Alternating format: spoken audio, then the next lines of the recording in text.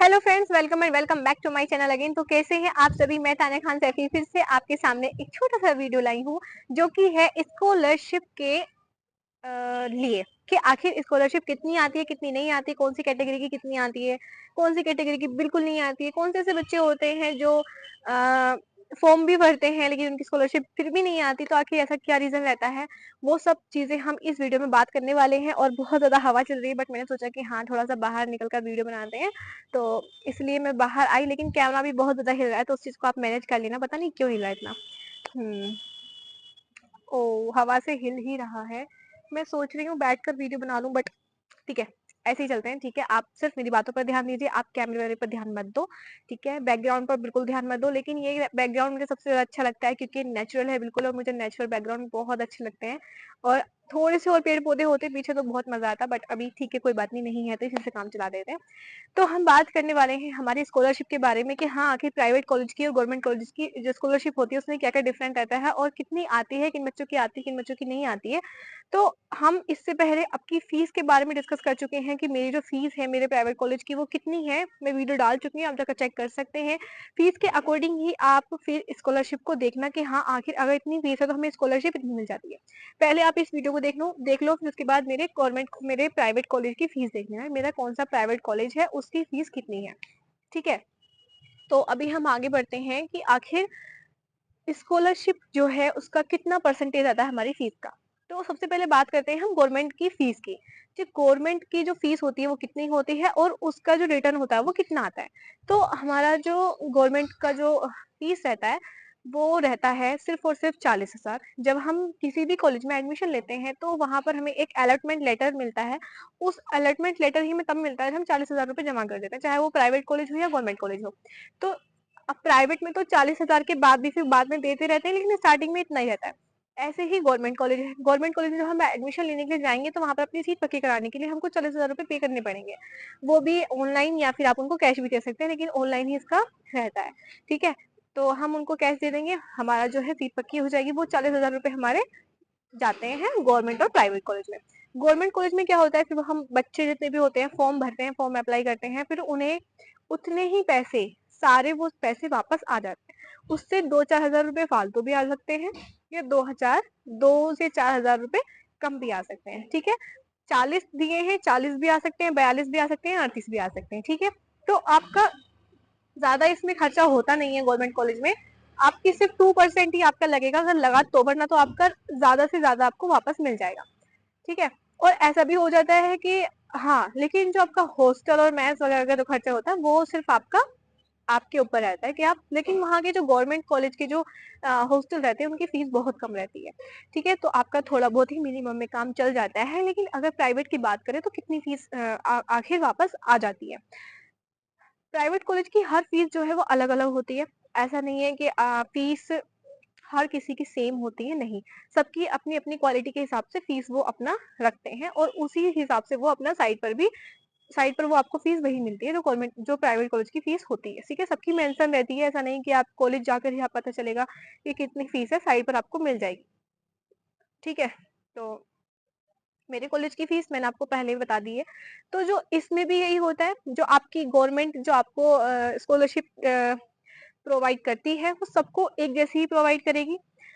लेकिन क्या होता है कि प्राइवेट में क्या होता है कि आप 40,000 पहले दे चुके हो, लेकिन उसके बाद भी आप धीरे धीरे पैसे सबमिट करते रहते हो जितनी आपकी फीस है। मान लो मेरी फीस, अगर मैं मानकर चलूं कि मेरी फीस 80,000 है, या किसी और की फीस 1,00,000 है, 1 लाख 1 लाख है, तो आपने 40,000 जमा कर दिया, 60 आपने बाद में कर दिया, लेकिन आपका जो स्कॉलरशिप मिलेगी वो आपको 38, 40 या 42 मिलेगी। ठीक है, यही रहता है ओबीसी, एससी, एसटी सबका। ठीक है, तो लेकिन अब कुछ लोग बोलते हैं कि नहीं, ओबीसी की कम आती है, एससी की ज्यादा आती है, लेकिन जितना भी मैंने अभी तक अपनी सीनियर से पता किया है या फिर जितना भी मैंने स्क्रॉल किया है, सिर्फ इतना ही है कि हाँ, सबकी समथिंग समथिंग समथिंग समथिंग ही आती है। कैटेगरी वाइज डिवाइड करते हैं कुछ लोग, जैसे कि हम कॉलेज में गए थे तो मैं पता चला था कि कैटेगरी वाइज ही आती है, बट अभी मैं इसके बारे में कोई भी पुख्ता सबूत नहीं है मेरे पास जो मैं आपको ये चीज बताऊं। अगर मेरी स्कॉलरशिप आती है कितनी आएगी वो मैं आपको जरूर बताऊंगी। लेकिन अभी मेरे को ऐसा कोई भी आइडिया नहीं है कि अलग अलग आती है कैटेगरी वाइज। ठीक है, तो इसमें आपका ये डाउट क्लियर हो गया होगा कि हाँ, सबकी जो स्कॉलरशिप है वो सेम ही आती है। ठीक है, अब बात करते हैं कि कौन से ऐसे बच्चे होते हैं जिनकी स्कॉलरशिप आती ही नहीं है। तो आपको इतना तो पता होगा कि जो बच्चे एडमिशन पहले भी ले चुके हैं, मान लो अभी आप बीएससी नर्सिंग करो, लेकिन बीएससी नर्सिंग से पहले आपने बीएससी में एडमिशन ले लिया था, तो जब बीएससी में आपने एडमिशन ले लिया था उसके लिए आपने स्कॉलरशिप फॉर्म फिल किया होगा और आपकी 1 साल स्कॉलरशिप आ भी गई होगी। अगर आपका रिकॉर्ड वहां पर चढ़ा हुआ है कि हाँ बीएससी वाला बच्चा है ये और उसको स्कॉलरशिप मिली है या मिल रही है, तो फिर आपको बीएससी नर्सिंग के लिए आप फॉर्म अप्लाई नहीं कर सकते।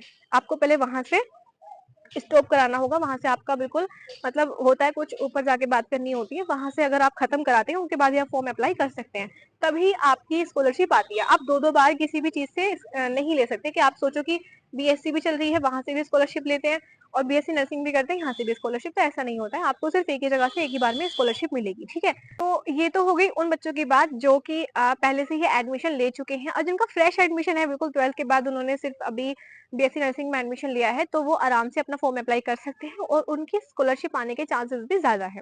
ठीक है, तो अभी दूसरा हम ऑप्शन देखते हैं कि दूसरा जो हमारा बच्चे हैं जो जिनके नहीं आती है स्कॉलरशिप, तो वो बच्चे होते हैं जिनकी फैमिली में ऑलरेडी कोई ऐसा पर्सन होता है, मम्मी या पापा, जिनकी गवर्नमेंट जॉब होती है। अगर मम्मी या पापा की गवर्नमेंट जॉब है तो आपकी स्कॉलरशिप नहीं आएगी। ठीक है, ये तो हो गया हमारा सेकंड ऑप्शन, सेकंड जो हमारा रीजन है। थर्ड रीजन हमारा ये होता है कि अगर हमारे जो पापा हैं उनका जो इनकम सर्टिफिकेट है जो बना हुआ है वो हमारा 2.5 लाख से कम का बना हुआ है अगर, तो हमारी स्कॉलरशिप आएगी। उससे ज्यादा है उनकी इनकम तो फिर हमारी स्कॉलरशिप नहीं आएगी। ठीक है, तो अपना सर्टिफिकेट बनवा कर रखें कम का ताकि आपकी स्कॉलरशिप आ जाए। सर्टिफिकेट से ऐसा कुछ तो है नहीं कि इनकम चाहे कितनी भी हो, स्कॉलरशिप का आपको जो फॉर्म भरना है तो उसमें इनकम सर्टिफिकेट आपको कम का ही लगवाना है, ज्यादा का मत लगवाना वरना स्कॉलरशिप नहीं आएगी।